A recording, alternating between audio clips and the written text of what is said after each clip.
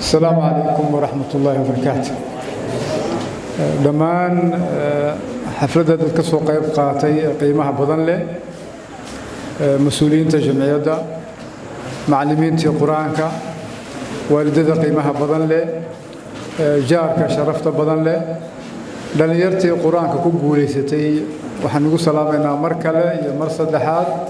سلامة إسلامك السلام عليكم ورحمة الله وبركاته. هرتوا فرحت تابلوغ يقدم به وحا كقران حديث النبي صلى الله عليه وسلم لقوري وخيركم من تعلم القرآن وعلمه. حديث كاسي وحا سوري سيدنا عثمان بن عفان رضي الله عنه. كتاب القرآن كوحا أوروري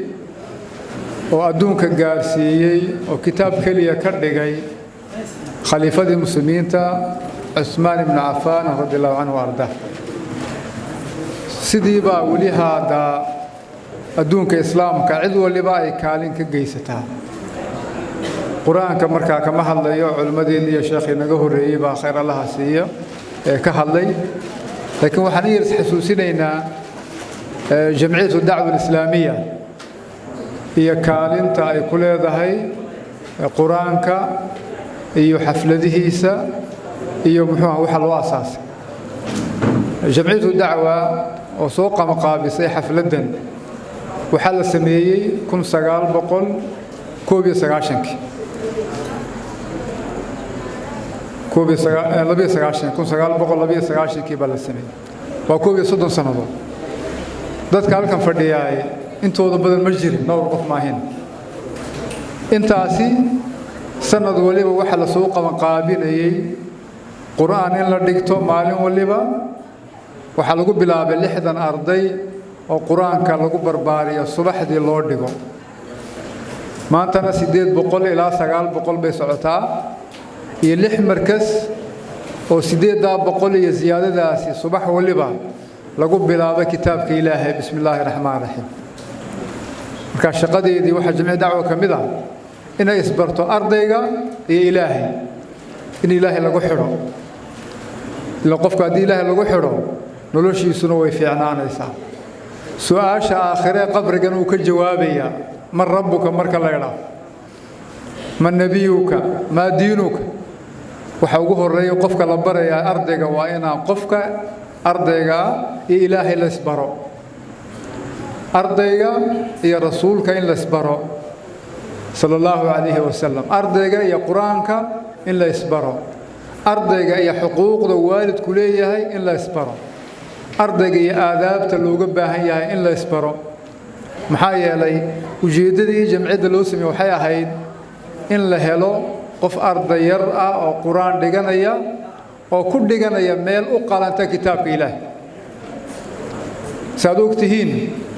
duka waxa jiri jiray xilligaasi malcaamado gidaad dabadii baa lagu dhigi jiray xalagoo dhan meesha wasakh ahayd gadaafad lagu tuuray subaxdii daasad baa loo dhigay ardayga quraanka Ilaahay dhiganay taa ay mas'uuliyiintii ka damqadeen in ardaygii kitaabka Ilaahay dhiganay gidaar xal lagu kaasho gadaafad bac lagu tuuray in subaxdii hadan daasad la fadhiiso waxa markaa la hindisay in la sameeyo meelahan oo kale oo subax waliba lagu dhigo quraanka lagu bilaabo intii kale nolosha u baahnaan lagu daro meelaha qaar koodna habeenkii loo bedelo maraakiis quraanka marka markaskan waxa la sameeyay soo sheekheena Sheekh Maxamed oo sheegay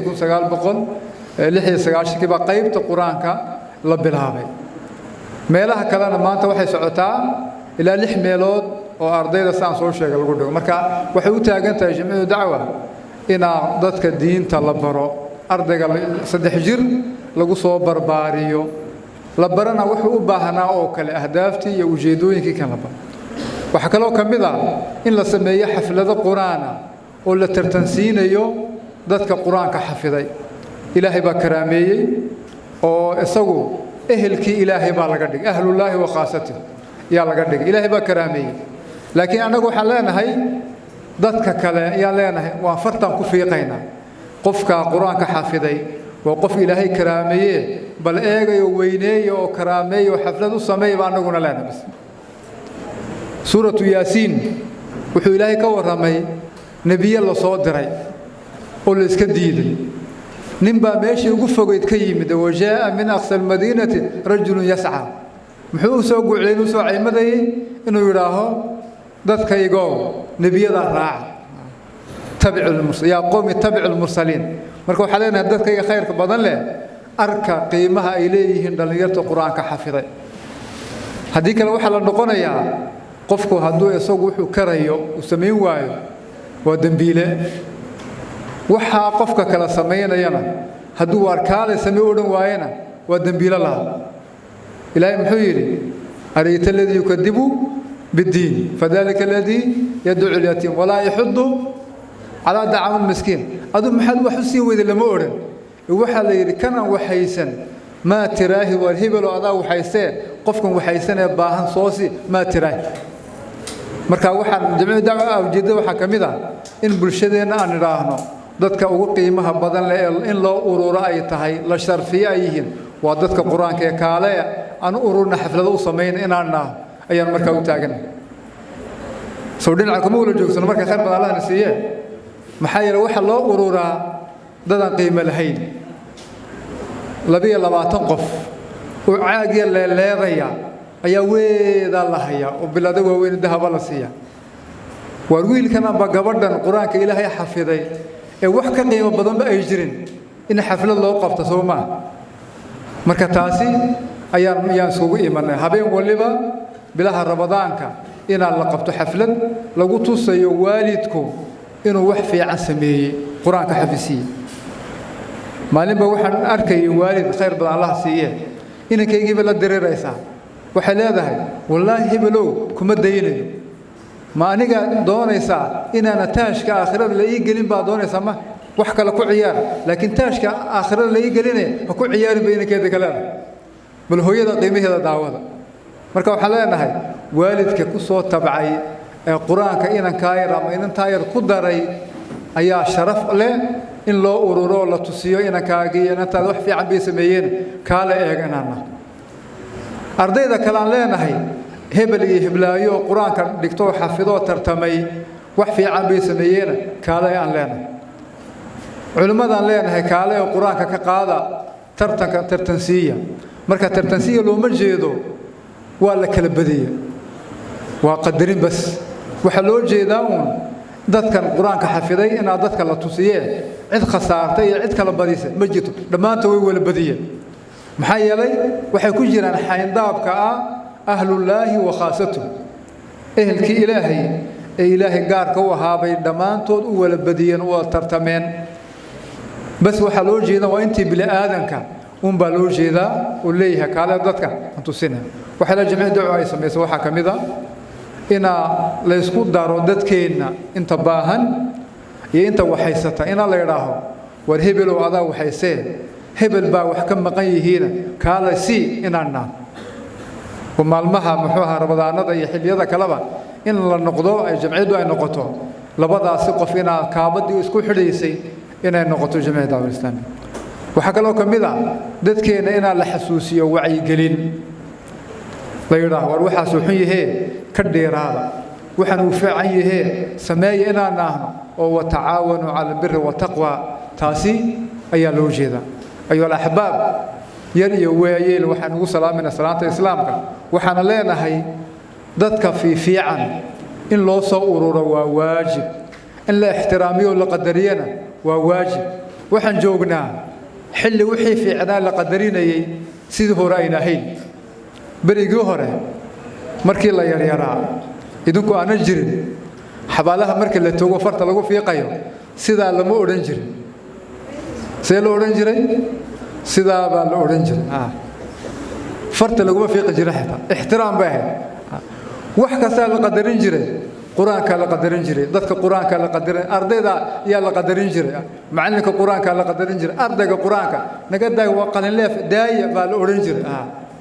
imikana laga yaabo qiimihii inaan si hore aan ahayn ruushka ayaa waxa ka dhacay berigii la gumaysanay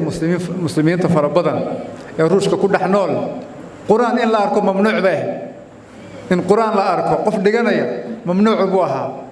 islaam waaye la khayr badan laha siiyay joornaal bay aragta carabiya ويقاضي ودودوبتي مرة يكون دودوبتي قرآن بموديسا حفلة بيوسا ميسي عذر بيوسا ميسي صندوق بيقنت ودكت قميسي روش مركو إلهي بابيكو بسغاشنكي أي صوصات داد كيبا يتركالي قرآن بان هيا إلالين يكالي مركي الله فرم حلارك والجورنال العربي كقرآن سبحان الله بدتك داو نيدا والدك سؤولها يسوع قرآن كو إلالين إنك ميلك سويا لا وركالا يا أيبا ليه marka aan ku dayna jazakumullahu khayr dhalinyarta hablaha iyo wiilasha ee quraanka xafiday ee u tartamay aan ku dayna insha Allah jazakumullahu khayr inta kale aan quraanka ku biirina insha Allah jazakumullahu khayr aad baa maasantiin wa sallallahu ala sayyidina Muhammad